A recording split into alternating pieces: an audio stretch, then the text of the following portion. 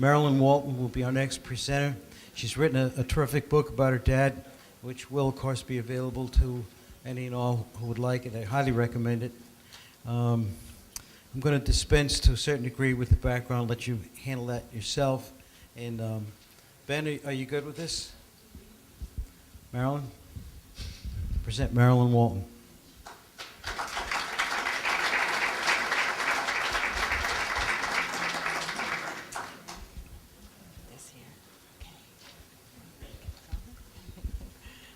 Okay, thank you, Greg, and thank you to Greg for organizing this. He's done such a wonderful job. My father was a bombardier on a B-24.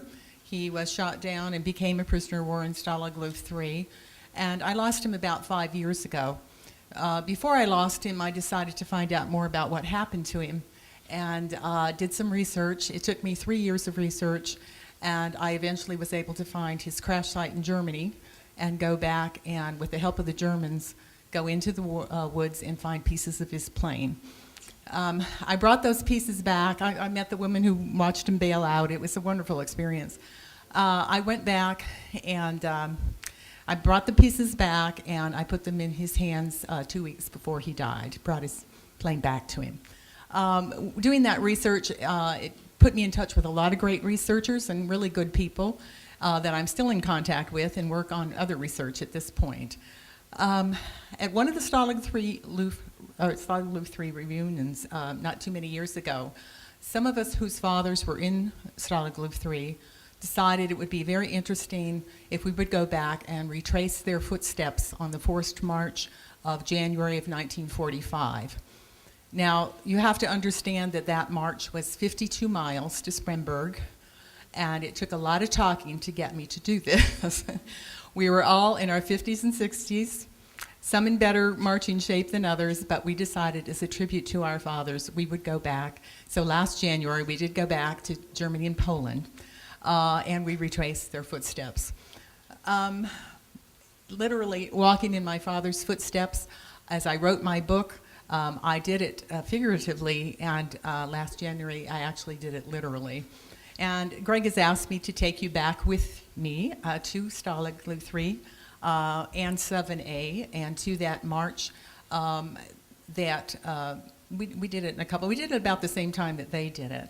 So if you just sit back, we will go back to pre-war and post-war Germany and Poland for a moment. I feel like I need to pass out popcorn or something, but let me see if I can get this. First, I want to show you some of the original marchers that we paid tribute to. And you can see how cold they were. They had much worse weather than we did, actually. This is a very famous picture you've probably seen in a lot of books. This is actually RAF. This would be in after January, probably. You can see the weather's a little bit warmer, but these are RAF prisoners from Stalag Luft 3. When we went back, what was interesting is we found this picture in Poland, and these are actually German guards from Stalag Luft 3. I had never seen this picture before. And these were the men that marched at the side of the road beside our fathers that I had read about so often. They were normally in deeper snow, and which resulted in the fact that often they struggled more than our fathers to some degree. And some of them were not in great health, and they asked our fathers to carry their rifles for them, which I always found very ironic. These are the men we marched to honor. My father is in the top right-hand corner, Jeffers, the bombardier. We had 2 bombardiers here, 1 navigator, and the rest are all fighter and bomber pilots. All our dads. Oops, went too far. This is at Stalag Luft 3, and as you can see, we had shirts made. We had our father's pictures put on our shirts so that we go back and have them with us as we march this 52 miles at the end of January. This is the main road that leads into Stalag Luft 3.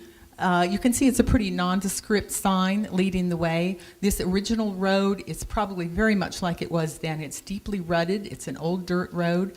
Nothing has happened to this road probably in the last 60 years. There is a museum there if you ever go back to visit. This is some of the barbed wire from the camp, which was a little ironic for us to see because we knew that this barbed wire held our dads in. This is the route that we took. You can see that the names are, on this map, they're all in German, but after the war, when the borders changed between Poland and Germany, the names changed. So we had to know the names in German and Polish to trace the route back. But we went where they ended up in Spremberg, where they got on the 40 and 8 boxcars. And here's a better map of that to give you an idea where Stalag 7A was in relationship.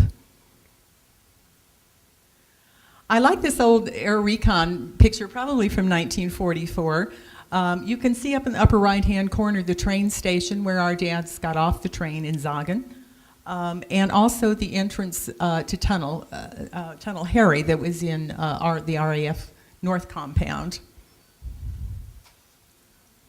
And here's an idea of what it looked like. This picture most likely was taken in East compound.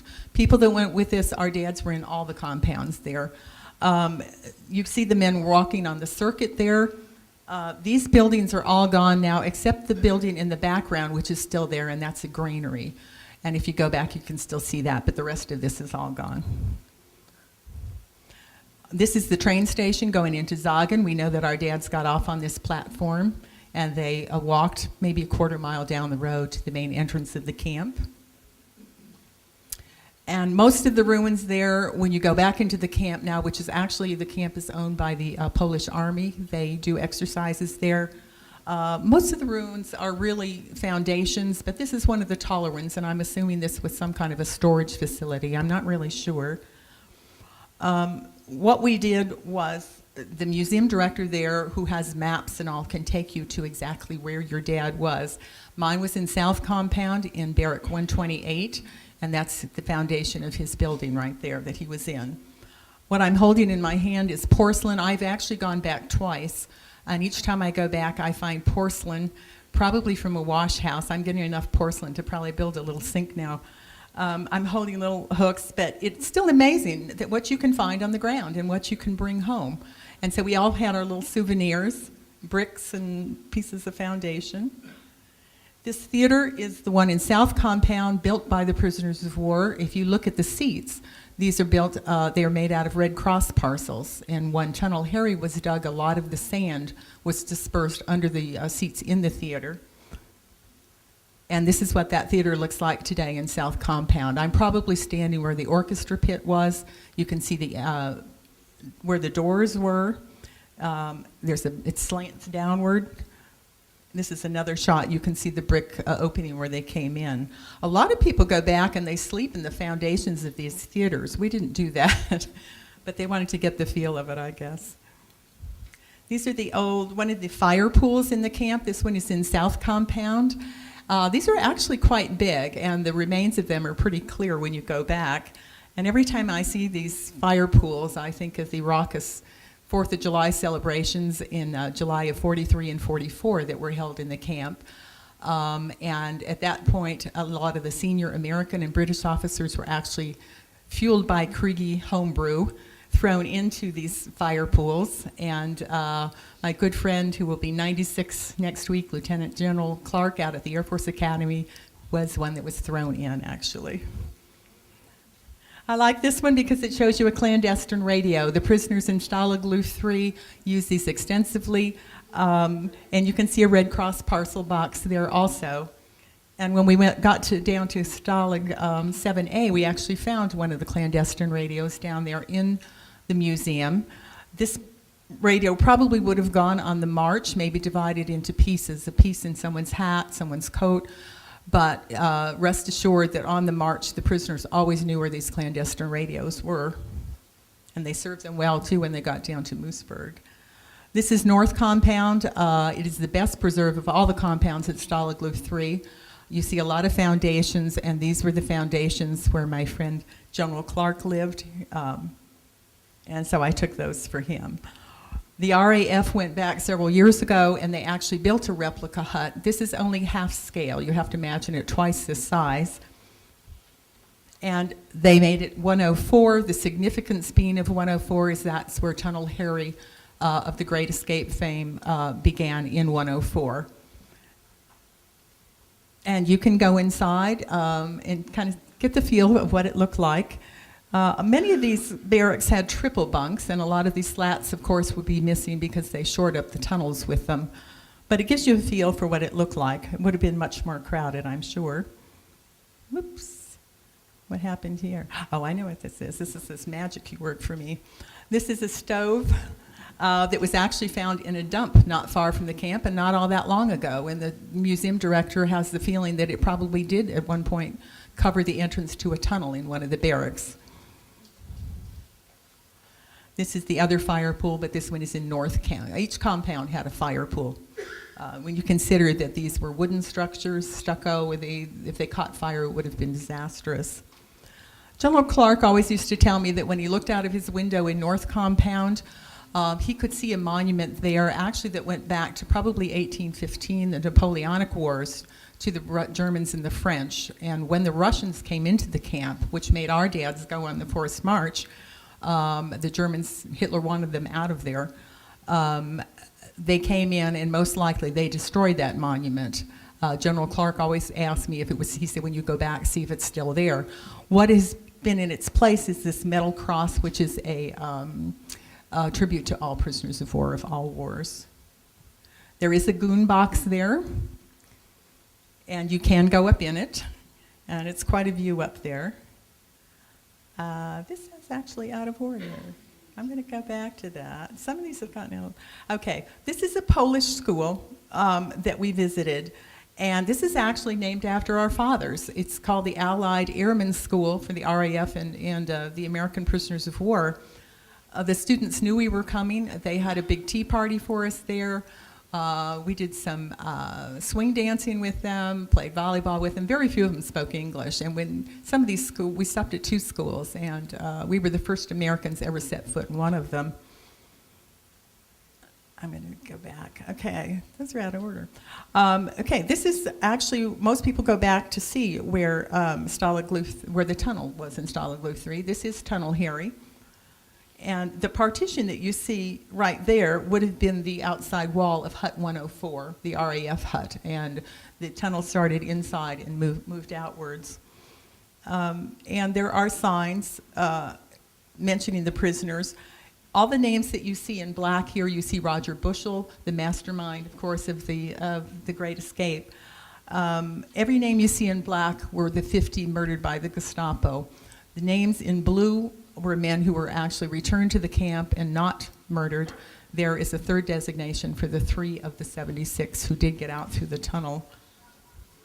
And this almost looks like it was built yesterday. It's near the cemetery there, and the RAF built it to pay tribute to the 50 who were murdered by the Gestapo, of the Great Escapers. And at one time, all of their ashes were here. But the ashes were eventually, most of them, almost all of them are still in Poznan at the cemetery in Poland there. There is a tunnel there that you can go down into, and this is the view they would have had. You can see how narrow it is, and the men who tried to take the heavy packs on their backs had a heck of a time getting through there. And the BBC sent me this one. They were there a couple weeks after we were. The weather was a little bit better, but that's the exit into the woods. If you've seen the movie The Great Escape, you know how they came up. Those trees wouldn't have been as close. They had a gap to get, they've grown up over 60 years. But where you see that memorial stone is where they came up out of the tunnel. I took this picture, which is probably closer to what they saw. If you imagine those signs aren't back there and the trees is close, because they came out when it was still dark and there was snow on the ground in March, and that's probably what it looked like. And you see the barbed wire. This is the main road leading into the entrance. This is the road our fathers left on, and this is the road that we left on. Before we left the camp at South Compounddale, they left at 11 o'clock at night. And that's exactly, we wanted to do it just the way they did it. And we had been there during the day, and we actually saw wild boar footprints. The wild boar have moved into that camp now, and we were hoping we wouldn't see any of them. And this is the night we left. We had a little ceremony. We mentioned our dad's names, and we remembered them. We left the camp, and we did exactly what they did. We sang, "Off We Go Into the Wild Blue Yonder." and we sang the old Australian marching song that had been taught to our fathers by the RAF, which was called I've Got Sixpence. I'm sure many of you have heard it. And then we marched. We marched day and night. We stopped at signs sometimes. And one of the things you see when you go through Poland, which I didn't expect to see there, were stork nests. The storks migrate through Poland, and these are huge nests on top of these poles, so we saw quite a few of those. And we also saw these crosses in the little villages. You can see a couple of our marches up ahead. A lot of the small Polish villages are marked with these beautiful ornate crosses. This is the very cobblestone road that our dads had marched down. When they were on it, it was much icier, much snow. It was very, very cold for them, cold and windy. So we got a bit of a break there. And we marched.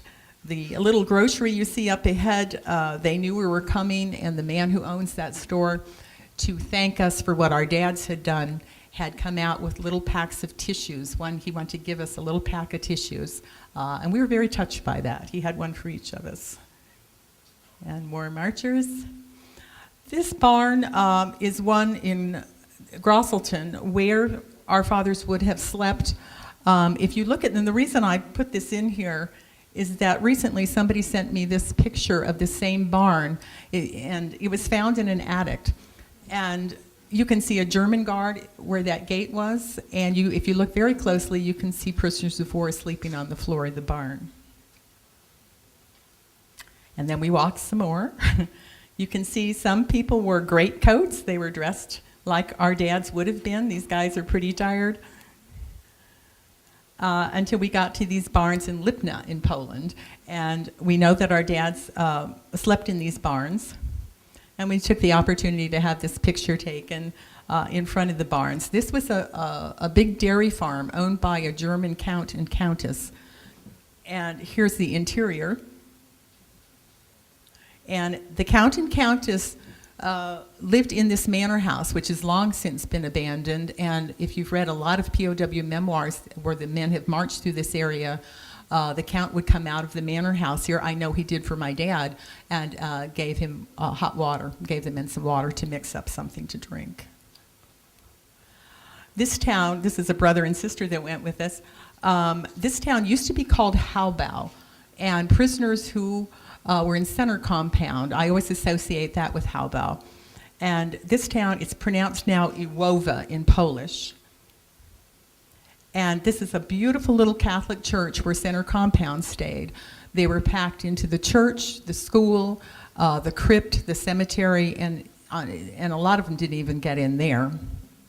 And this is didn't photograph too well. This is the interior of the church. It's very beautiful inside. General Vanneman, who was with Center Compound, actually slept on the altar here. Colonel Spivey slept down below that. And the men were so tight they could barely move in there. You can't read the signs here. One says Spremberg and one says Bad Muskau. And Bad Muskau is where our dad slept in a glass factory there. And the significance of this being we finally saw a sign to Spremberg. We knew we were getting close. And this is actually the glass factory, what remains of it in Bad Muskau, where our dads had been. A lot of the POW memoirs mention it's uphill to Spremberg, and I can attest to the fact that it is uphill. This is the road that goes uphill coming into Spremberg, and it's the only day it snowed for us. They had terrible weather and snow, but it was a nice snow. It wasn't a storm. It was a beautiful snow, just to celebrate our arrival. And here's coming into the actual train station in Spremberg. And this is where our dads were loaded onto the 40 and 8 boxcars. The word in German means loading platform, and it was certainly gave us pause to think that our dads had been the cargo standing on that platform. And I don't know if you can see it there. There's railroad tracks that run close by there. That's where the 40 and 8s that many of you saw at the museum yesterday. They have the actual 40 and 8 car. And this is actually a picture of the 40 and 8s in 1945, where at Spremberg. And this is the one that you saw yesterday to give you an idea of what it looked like. This is one of the most interesting pictures. As a researcher, I'm sent a lot of things, and this one really got my attention. It is the only picture I know of the men in the boxcars. A friend of mine actually recognized her father in this boxcar. It was also found in someone's attic. Which ended our march at that point. There was a sign there. A slide got out of order. Years later, General Spivey went back to that little church I showed you and put up a plaque thanking the Polish people for allowing his men to stay there. It's kind of charming in all of its Polish misspellings, and it's one when center compound men still go back and look for the plaque. This is actually in Nuremberg, and where we ended up. We went through Dresden, we were in Munich, we went a lot of places. We had flown into Berlin. But this is the Nazi rally grounds, and any of you who have ever watched any of the History Channel specials, you have seen the swastika blown off of this many times.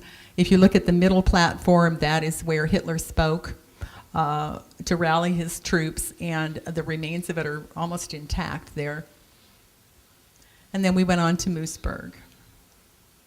This is a replica of Stalag 7A, where our dads were liberated, and they have a small museum there. And I had actually gone back a couple years ago, and I'm glad I did, because this is Sudetenstrasse, the main street that leads into the camp. This is where the tanks went in on Liberation Day, April 29th of 1945.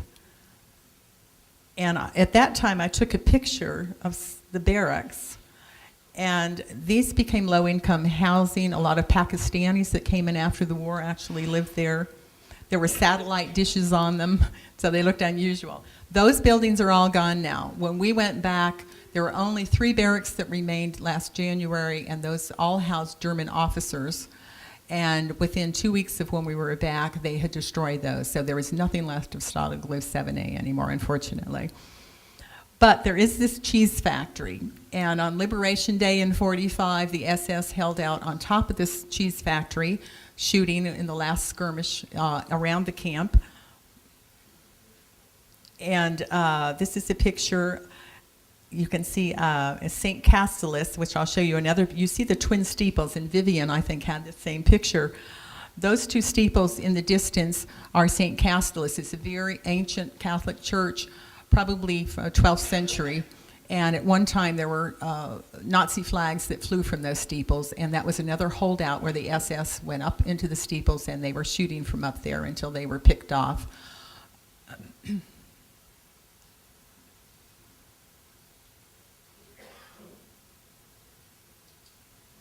Oops, didn't. That was my fade. Ben did my fade out. There they are. That's what they look like today, and if you were a prisoner of war at Stalag Luh 3, you could always see those steeples from the camp. And I know my dad vowed if he ever got out of that camp, his first stop was going to go give Thanksgiving in that church. And that's what he did. And he went in through this door, which looks like almost the original door. And that's the interior of the church as it looks today. Which brings me to, these really got out of order, Ben. I'm going to skip around a little bit. Oh, I know. Okay, that's all right. I'm going to skip around a little bit. So, which brings me to this picture of General Clark, who is on the right here, and he's part of a funeral detail that took place in 1944 in January. The man that he bore. Now, this one's out of order. I'll show you in a minute. This is Liberation Day in Moosburg. I just brought that. You can see some happy faces there. If you look in the back of this picture, this is where the tank is coming down Sudetenstrasse Street. And if you can't see it very well, but on the left in the back is the top of that cheese factory that I showed you, where the orange. This is General Clark. On the left here, a very happy man, his friend General Moose Stillman on the right on Liberation Day in Stalag 7A. This is probably my favorite picture from Liberation Day. There is a tank under there. That's the tank that came through Patton's Third Army, and the men were all over that tank. The burial that you saw is this gentleman. This is First Lieutenant. He worked Scaniers. He was a bombardier with an absolutely fascinating story. and General Clark and the funeral detail were burying him in that picture. You can see he has a Purple Heart. He also earned a Distinguished Flying Cross. I went back to his grave. As far as I know, and men from DPMO maybe can back me up on this, he is the only prisoner of war who never came home from Stalag Luft 3. The communists took over. It was hard to go in and find his grave. The communists turned it into a park, so it got very difficult to find him. I did go back. There is a catalpa tree that's planted there. He was a native of Florida, and so is that tree. And many of us who got involved in his story are wondering who planted that tree. All we know is that a friend of his had planted that tree. The tree is in bloom now. This was taken a couple of months ago, or a couple of weeks ago. Oh, this is back in Lewisburg again. This is Sudetenstrasse. And that tower you see in the front was actually shot up on Liberation Day. Back to Poland again. This is the people in the town where Lieutenant Ewart Sconyers is buried, put up this memorial not all that long ago and have been tending to his grave, the ones who know that it's there anyway. I think I'm missing one there. Okay, what I wanted to mention about Lieutenant Sconyers is that, as luck would have it, we've got people here that are today that are with us that got involved in his case. So many people have been drawn into this, and one of the gentlemen that led the way on this is Navy Chief John Gray. If he stand up right down here, he is responsible, I would say, mainly in finding this grave of Lieutenant Sconyers. And as